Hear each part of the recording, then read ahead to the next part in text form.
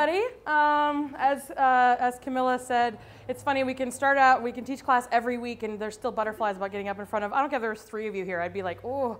So forgive me. The other thing that I preface all my presentations with, and anytime I'm speaking in public, is that I talk fast. And I try really hard not to. I tend to upload information very fast, especially when it's something that I love and am passionate about. So if you need me to repeat something, or you know, just somebody go, like, make one of these motions, and we'll know. Okay. Thank you. Where's my settle spot? Okay. So I've given this presentation primarily to shelters and rescue groups. So the bulk of what I already had is tailored to that. And then I did some work and just kind of added some extra things that were more related to pet specific and you know, our own pets, and if you're a trainer and you're dealing with a private client and a pet in a home. So yeah, the bulk of what I do at work is one, assessing dogs. So I'm assessing the dogs when they first come in and trying to triage them for who can go right up for adoption, who might need some time in foster care, who needs to be transferred to a better venue, and also sort of trying to be preemptive about saying, boy, Bosco, if he goes up for adoption, he's a great dog, but he's going to need this, this, this, and this. And now I can email Sarah and say, Sarah, can you make sure that this dog has these key enrichment components throughout the day or as often as we can provide them? Because in a shelter environment, you know, obviously that's a very unique environment for a lot of dogs and cats that they may not have encountered before. There's unique stressors and challenges to every environment, even if it's just your own home. But anytime you're boarding your dog, the information for shelter enrichment can pertain to boarding facilities, group foster scenarios. So if you have several dogs that you're fostering that aren't necessarily integrated into your home, so maybe you're doing crate and rotate. There are other scenarios where just because the pet is in a home doesn't mean that they aren't necessarily in need of some very targeted enrichment for that individual. So what is enrichment? It's defined by Webster's as to make rich or richer, especially by the addition or increase of some desirable quality, attribute, or ingredient, and to enhance or improve. And so when we're thinking about our pets, dogs and cats in our homes, we want to make sure that we are, how can we make their lives rich or richer by adding some things to their daily routine. Enrichment should also be species specific.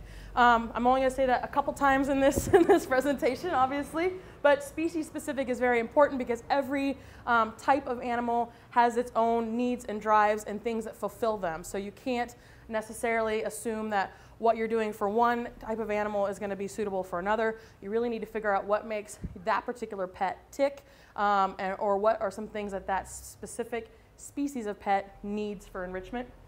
It can be breed specific. I'll give some examples in a little bit about how certain breeds of dogs are going to be enriched differently by very specific activities. And then specific to each individual pet. And I might also say in, you know, sort of context too, but each different pet, you know, is going to have their own personality and the things that they find awesome and all that. Questions? Okay. Questions slow me down, by the way, so just saying. Okay, so who should be doing enrichment? Everybody. Pet owners. Most pets spend about 8 hours or more of alone time, and we see them, and we as in trainers and shelters and people who are doing problem solving for behaviors, we see them after these negative behaviors have developed, or training help is needed after, or the pet's already been given up. So some of our pets that come into shelters have history and an intake surrender form that says, yes, this pet spent 8 hours a day, outside primarily, and that's about it. So you can automatically know this pet already came into the shelter with a very under-enriched life, and there may be some negative behaviors that have developed as a small component of their overall problems they may be having. Shelters and foster homes, we have an obligation to make sure that they are better when they leave our facilities and when they leave our care than when they arrived. So if you're in a shelter, if you can just teach a dog to sit, that is already doing something that is going to give them a skill that is making their life better for when they leave the shelter. So just doing some things, we just want to make sure that they're not any worse. And under-enriched animals can have a host of behavior problems, which we'll talk about in just a second.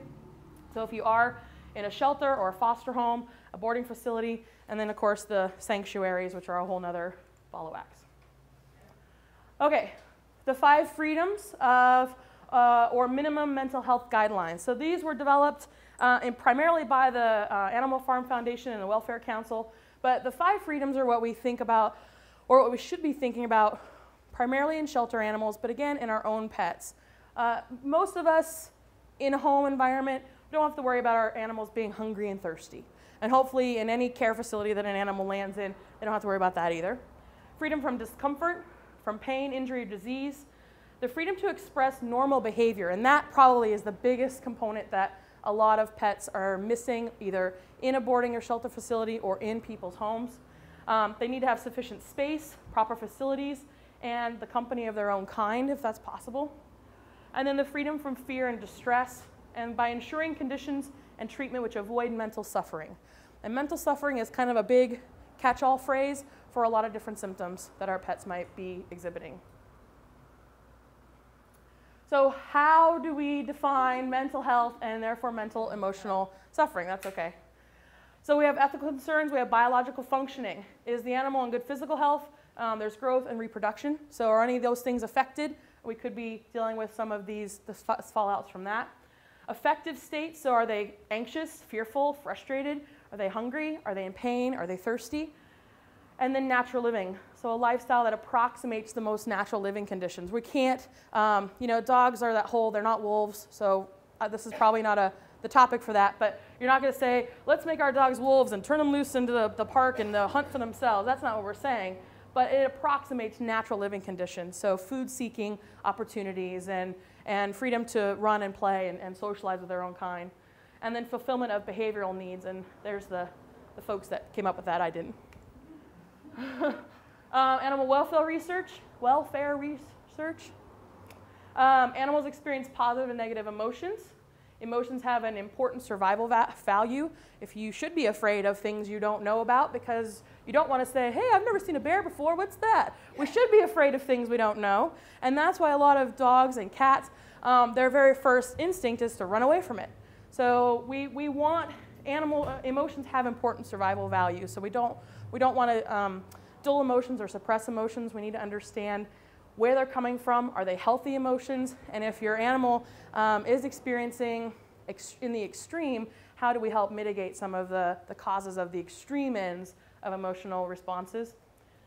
Emotional states are associated with important psychological and behavioral changes.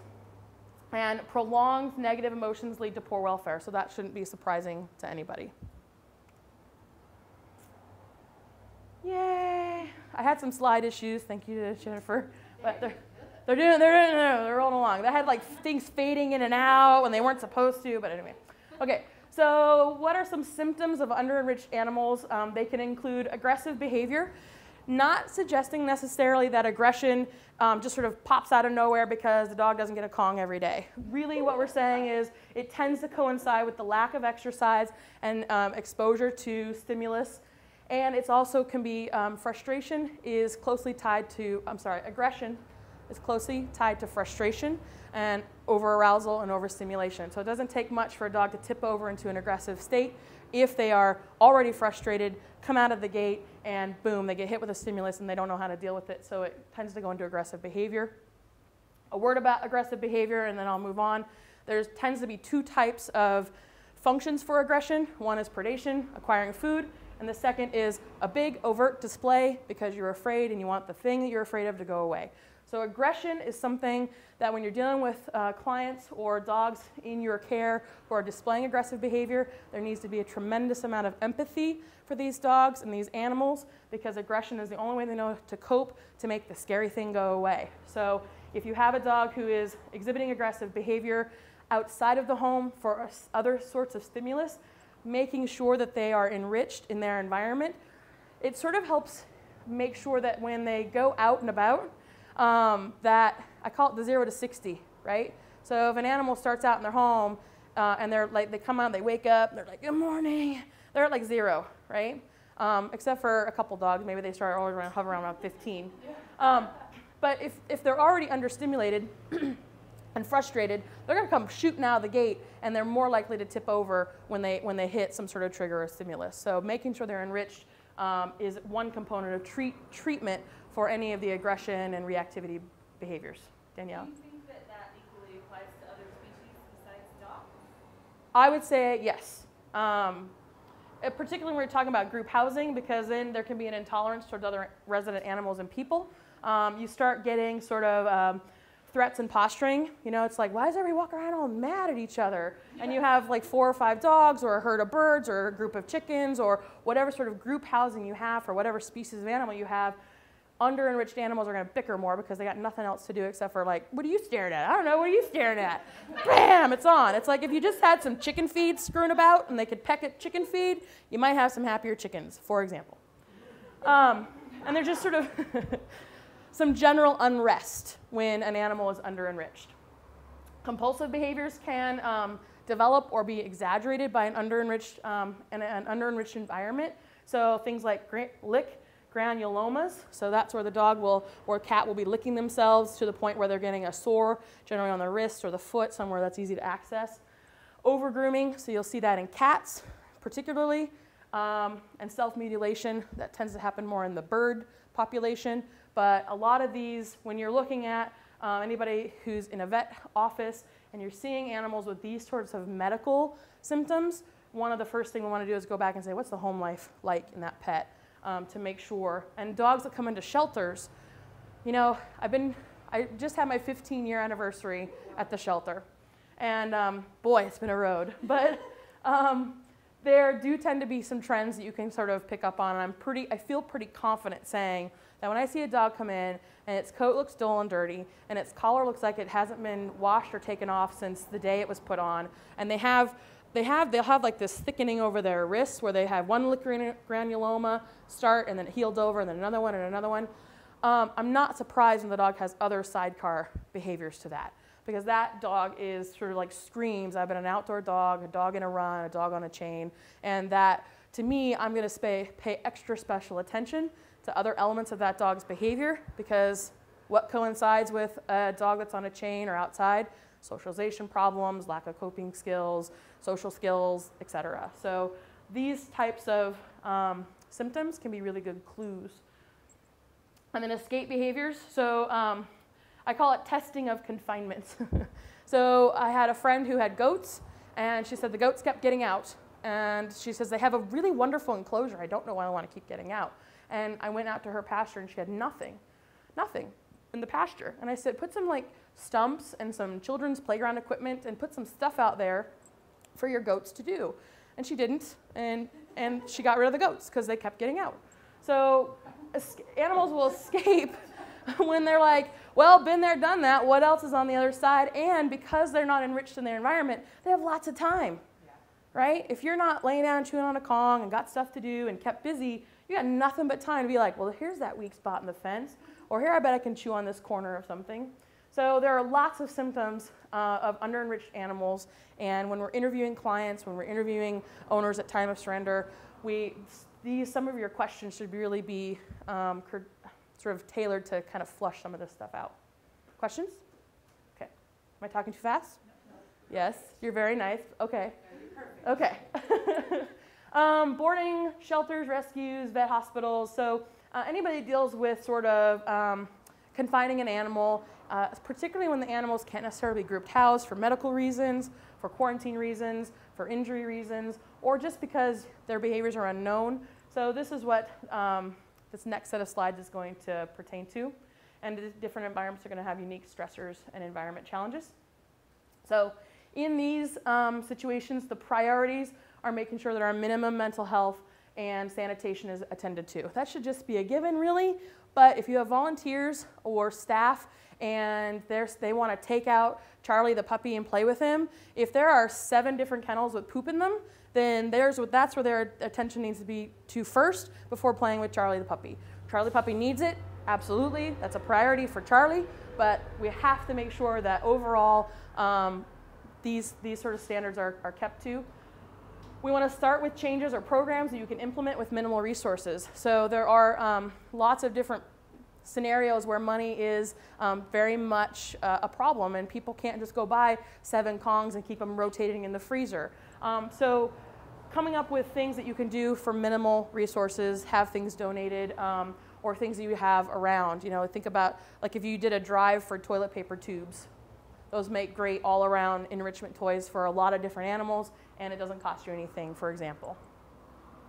And then you want to build a following among your staff and volunteers. In my shelter, we also include our visitors because we do open paw, and you'll see a picture of that in just a second. But you want to get people excited about making a difference and showing them that it does. So when you have volunteers or staff who are like, well, I don't see the value in this. We have too much to do. I don't have time to take that dog out. I don't have time to make sure to do X, Y, and Z for their enrichment program. If you can show them what a difference it makes in the daily life of that animal, they'll start to drink the Kool-Aid, and you'll get buy-in, and you'll have people who are excited about enrichment, just like I am. I'm super stoked about it. Woo! Think how boring it would be, right? Like if you just sat at your home, I mean, unless you're like, well, I mean, there's like, okay. So if you just sat at your home and you didn't do anything all day and anything all week and you had no TV, it becomes very, very easy to get bored and stir crazy and antisocial, and all these other negative emotions start to affect us. We get to go out, even if it's just to the mailbox and back. We get to get out of our house. We have choice in moving about and choices in our environment that our pets don't have. So, you know, if nothing else, that should be a takeaway. But group housing in kennels and cages requires extra attention to enrichment. Here's, can you guys all see the slides? Pictures are showing up okay? So we've got our standard, this is Multnomah County adoption kennel. It's just 25 and 25, and then the gauntlet down the center. We've got buckets on the front of each kennel that has the dog's daily allotment of kibble. They also get a Kong in the morning that right before, about 15 minutes before we open, we've got a Kong stuffing program that our staff do, and they have all the Kongs figured out from the night before and counted, and this Kong has bland in it, and this one has hypoallergenic in it. I could not do the 6 a.m. feeding anymore because it's so changed from the 200-pound cart that I used to roll and scoop dog food out of when I first started. But we have volunteers who are now working with the dogs on the outside of their kennels to work on things like polite greeting, to work on being able to get into the kennel. In this environment, the enrichment that's needed is not necessarily to add stimulus, but it's to help cope with stimulus because they are stimulus explosion when they go into a shelter. But it is also to help teach them, you know, a lot of our volunteers at first wanted to get the dogs out of the kennel. Just want to get them out. Well, the dogs are going to spend about 23.5 hours a day in a dog run at a shelter. Even the most, you know, progressive shelter, you can't possibly make sure that every animal gets out for several hours a day. Just, you know, when you've got a kennel of 50 dogs, it's not going to happen. So we focus on having the volunteers work with the dogs in the kennel. So can you sit before I open your gate? Can you sit while I put your harness on? Can you sit and come out of the cage politely? Can you go back in politely? Those are specific to our environment, but the nice thing is that they generalize pretty quickly when the animal leaves the shelter. They're like, oh yeah, this kind of looks like what we did at the shelter. I know how to sit with a harness and sit for doors, etc. We've got Kongs and beds, pretty simple. That's the minimum health. The kitty is getting some open paw time, a little bit of food on the finger. And then our cats have a sleeping place, their litter box, food and water, and then a shelf to get up out of everything. So that's like bare bones. There are some shelters and boarding facilities that have amazing setups for their animals, but if you're working in a shelter and their kennels are pretty bare and they don't get a lot of attention or training in the kennels, I would encourage you to do some of that because they do spend a lot of time in those environments. Questions? You sure? Okay. Different strokes, so know your audience and practice species-specific enrichment. So cats need to scratch, birds need toys and stuff to do, dogs generally need social time, and guinea pigs need a hidey hole. And stuff to do too.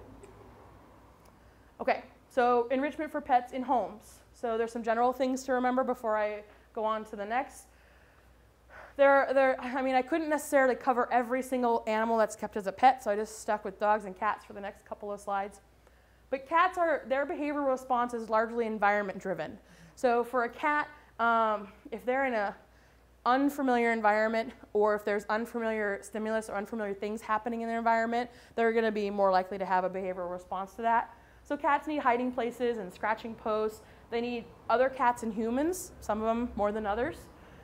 They need some visual stimulation. Cats have amazingly adapted eyesight for a reason. Most of what they take in, one of their senses that they take in is visually. They're always looking for movement. They're looking for changes in the environment. They're looking for potential prey. It's really what they're doing. If they were the size of dogs, they'd be illegal. But so the visually stimulation. Height advantages. Cats are prey, and they know it. So when you are working with a fearful cat, being able to have hidey holes and places they can go up high does not mean you have a wimpy cat. It means you have a cat who has good survival instincts, and you need to help them feel more secure and calm in their environment by giving them the things that they're going to need if they should need them. Exercise. Primarily, we're talking about house cats. Most of everything we preach in shelters, and we all know that an indoor cat is the safest environment for a cat is to be indoor only, but those tend to be cats that are under-socialized, under-exercised, and they're having a host of other behavior problems. And so we do want to do mental stimulation and training. My boyfriend is teaching his roommate's cat to low five now. He taught her high five, and now he was like, I want to work on low five. So I just had to help him out. So every morning, Sophie gets up on the table and he gives her a high five and a low five. So dogs' behavior responses are largely stimulus driven. Our dogs get out a lot. Most of our dogs get out of our backyards and with us, hopefully, and get out and about. So a lot of what they're dealing with is just environment stimulus. So they need chew items. They need a separate bathroom area, that should go without saying. Social contact with other dogs. I have met very, very few dogs who were so generally dog aggressive that there wasn't at least one dog on the planet they could safely cohabitate with. And if you have a dog who's dog aggressive and you can find that one, whether it's another dog or a cat or whatever it is, that one dog, even if he hates every other dog on the planet, but he can have social contact with one animal, that is huge. That is huge for dogs and for a lot of animals. Exercise, downtime, training, and then more, again, mental stimulation and training. Apparently I like that picture because I used it twice. But and it's not just for shelter dogs and cats. So anytime we have pets that are kept in our homes, we need to be making sure we're doing species-specific enrichment. Birds need stuff to interact with. Even pigs need stuff to do. Goats need stuff to climb on and things to interact with. Even your horses out in the pasture need some form of enrichment. If they were going through life as nature intended, their enrichment would be running from predators, acquiring food, seeking or running away from potential mates, and then looking after young, right? So when we spay, neuter everything, we put them in secure enclosures, the rest of what they're naturally inclined to do gets like zero, goes to zero. So we can make some approximations of things and just kind of make life a little more interesting for our pets. So what does enrichment do for animals? Not only just, we talked about how it makes them, but what does it do on a sort of a biological level? Species and breed-specific enrichment actually works on a chemical level in the brain. And Camilla and I both got nervous because we were like, we're using super technical terms and the veterinary behaviorist is here. So I hope I got this right. But dopamine and serotonin are the feel-good chemicals, and when a dog lies down and chews on a bully stick, they're getting a release of those chemicals that help them feel good, right? When a terrier is shredding a stuffed toy, that is a breed-specific function, and that's where he's getting all this rush of feel-good chemicals because we bred them to do specific things. Your border collies are hurting stuff. They're getting a high from doing that activity that we have selectively bred them to do. So chewing is a big one. Chewing has the same effect as any other sort of relaxing thing we can give them. Nose work and aromatherapy. So using the olfactory, particularly in dogs, other animals as well use their noses quite heavily, but particularly in dogs, it's one of the biggest parts of their brain. Their brain really has a huge amount of space targeted for processing olfactory information. So if we can engage our dogs in nose work, even if you're just bringing in some essential oils and dabbing them on the inside of their Kong, where they're like, what is that? Well, that's French vanilla. Well, I've never smelled that before. And just kind of think about dabbing some different essential oils on their toys so that when they encounter it, it's just a little hit to the brain, and it helps them process that olfactory information. we can, sorry. I love Frenchina. Okay, I'm sorry. Professional presenter now is back. In shelters, there's a lot of studies being done on literally taking essential oils and dabbing them in corners on the walls of kennels. The most olfactory input that animals get in shelters and boarding facilities and vet hospitals is disinfectant, other animals, and you know, the whole like fear, stress, exuding hormone where they can just smell the fear in the place. I don't know that that's as much of a part of their olfactory experiences, because I'm pretty sure the bleach or the Axel or all the other stuff is really kind of in the foreground. So if you hose a dog's kennel out and then give them a toy with a little bit of something smelly in it or a little dab of essential oil on some part of their kennel, it just kind of gives their brain a little hit, right? So that they had something new happen with them today and in a positive way. Chasing things. What? We don't want them to chase things. She's crazy. Chasing things is very, very enriching for some dogs. So one of the things I did for my pit bull is I taught her with a lunge whip. So I had a lunge whip with a little furry thing that I never asked the manufacturer what it was. I think it was coyote hide or something. And we worked on training to be able to chase it and then stop and down. Chase it and stop and down. So that impulse control, so that when she did see a squirrel, we had rehearsed chasing and stopping down, chasing and stopping down. For her, the chase was huge. That was, I could have had steak hanging off of me and she would have ignored it because she was focused on when is that little scrap of hide gonna take off again. And so her reward and her enrichment part of the day was to play with this little lunge whippy toy, and the life reward of being able to chase it after doing a down gave me better obedience than I think any piece of cheese or liver or jerky ever could have accomplished. And then shredding things, that's just loads of fun for most dogs, but that is a part of the predatory sequence, is being able to shred and dissect. So if you have a dog who does it anyway, you know, if you can decide and choose the variables in our dogs' environments and our animals' environments that are acceptable to us, then that's the control we can give. So if you're tired of them shredding their stuffed toys, then take like a box with a liver snack in it, and then wrap it in a brown bag, and then wrap it in a bigger brown bag, and then wrap it in another brown bag. You might have brown bag to clean up after you get home, but you know what? Your dog is gonna be like, hey, I'm glad you're home. Yeah, you can see I had a really good time. Is it time to go pee now? And your dog is just gonna have this wonderful experience of shredding something, and it wasn't something that is dangerous for them to digest, and they were going to do it anyway, so let's provide it for them in a way that's acceptable. I think expectations are you know, a big part of explaining things to our clients. You know, why does my Pomeranian bark all the time? Well, if your expectations are we're going to go from 100 barks per minute to 0 barks per minute, then a Pomeranian is probably not your best choice. And I'm totally breed stereotyping, but they exist for a reason. And we can just talk about expectations. So some breeds are more prone to do things than others, and if we can just be honest with our clients and say, here's the realistic expectations of living with this pet, and if you don't want a dog that digs, then maybe this particular breed or breed type is not for you. If you still want this dog, then let's talk about a swimming pool with some playground sand and some buried latex toys and hard bones that your dog can actually find buried treasure in instead of your petunias. And the clients are usually like, well, I'd rather him not dig at all, but I would sure rather that he dig somewhere where I've chosen than anywhere else. Some of the best cared for pets can be the most under-enriched, and the profile of a neglected pet may surprise you. That's the right? So I know he just has it rough, doesn't he?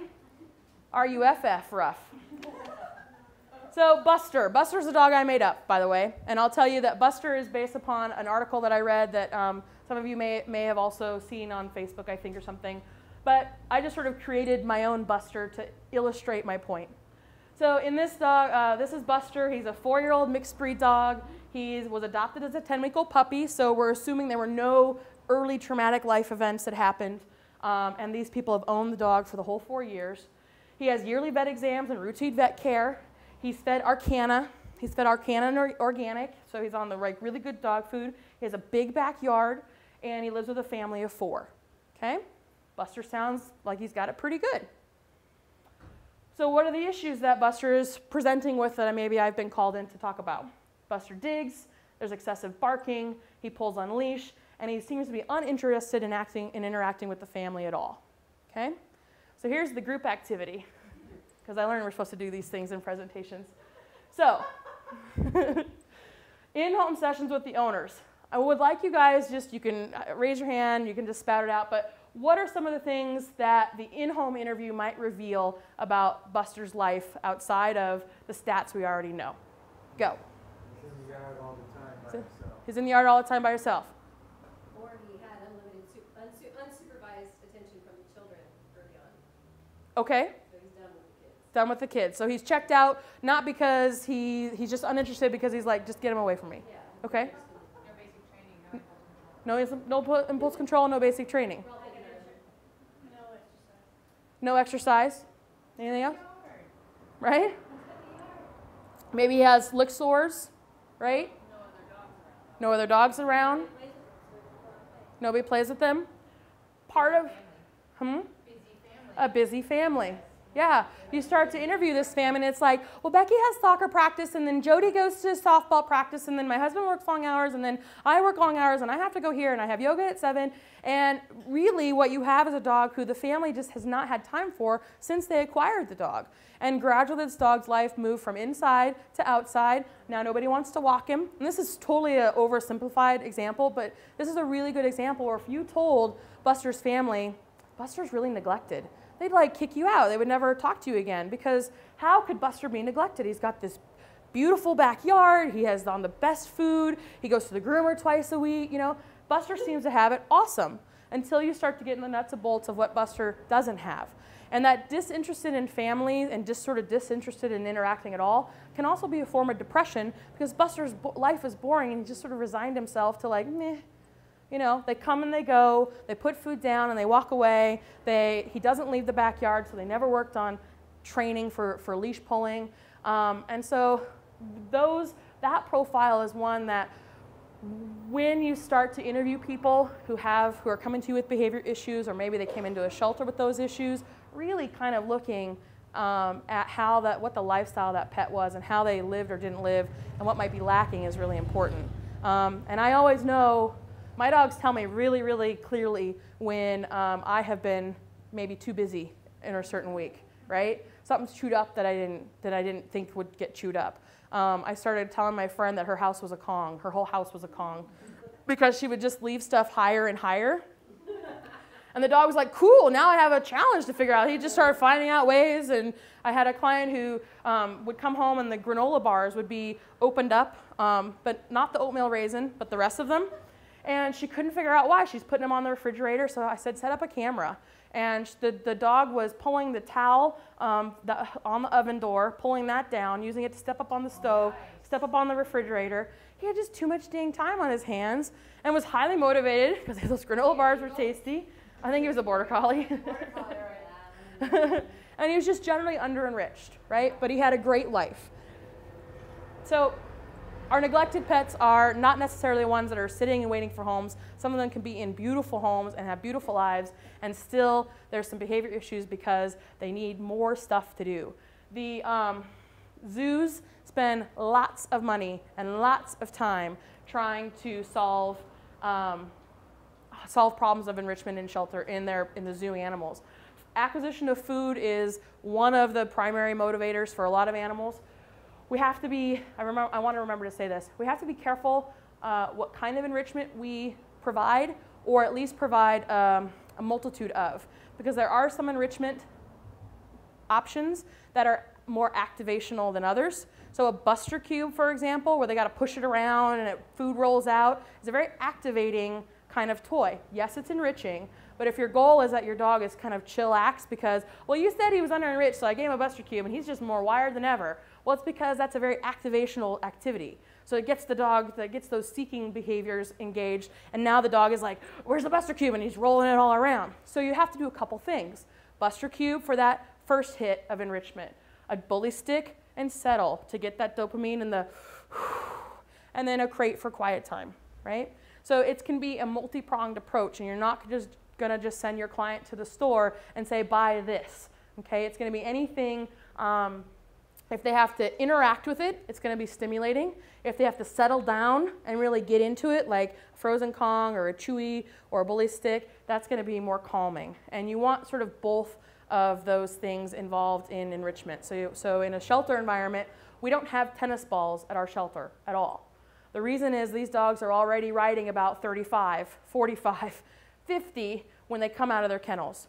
Then it used to be you'd come out of your kennels, you take the dog for a walk, you throw the ball, the dog comes back to his kennel and he's sitting in his kennel like this.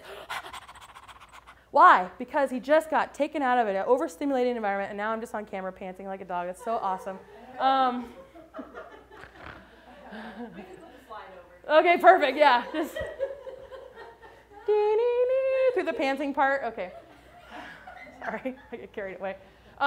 It was just too activating. So yes, it was an important piece of enrichment that the dog got out, got playtime, got to run and play, but we neglected to have other things included. So what would an enrichment program look like at a shelter, for example? It would first include a walk. Just take him on a walk, take him out and away from the kennels, and just let him kind of just surf on a leash and smell and get just sort of something else to engage their brain. Then it would be some training, so some mental stimulus so that the dog can have that little hit to the brain and start to feel connected to brain and body. When they are overstimulated, they are disconnected from brain and body. The body is just reacting and the brain is not really operational. So if you can kind of get that first little jitters out when they first come out, this is the same for a dog that's been hanging out at home, take them for a little walk and then a training session. And then it might be some quiet time in an office. So the volunteer will go into an office, sit down with the dog, give him something to chew on, and don't touch him or talk to him or interact with him. Just let the dog have a moment of self-calming and a good hit with a bully stick, and then you can return them to their kennel. So they've come out of their kennel wired, they've had a chance to come back down to the other spectrum, so hopefully when you return them to their kennel, they came out at 45 and maybe they're back to 25 miles per hour, okay? Questions? So our homes are habitats where our pets spend most, if not all of their time. We think about indoor cats, like, you know, unless you have the cat that goes on a walk, they have nothing going on for them in their homes. For the best mental and emotional health, they need interesting and stimulating things in their lives. And we control every aspect of their day, so we need to strive to meet all of their needs, not just food, water, and et cetera. And thank you.